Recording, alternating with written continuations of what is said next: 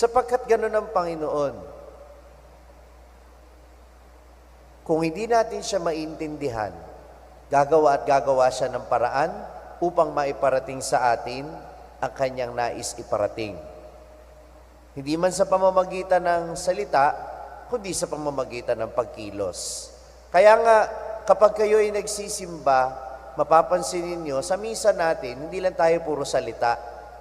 Tumatayo tayo, lumuluhod tayo,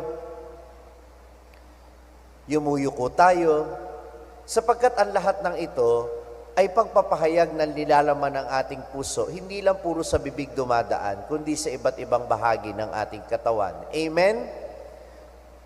At kahit ang pagkilos, ito'y isang uri ng pagpapahayag o isang uri ng komunikasyon.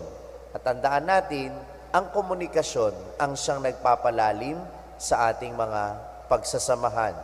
Communication is key to any relationship. Basta't ikaw ay isang tao na handang makipag-ugnayan ng malinaw at maayos, handang palalimin ang iyong pagkakaibigan, ang iyong pagiging mabuting kapamilya, o ang iyong pagiging mabuting kapwa sa pamamagitan ng mabuting pakikipag-ugnayan, ikaw ay nagmamahal.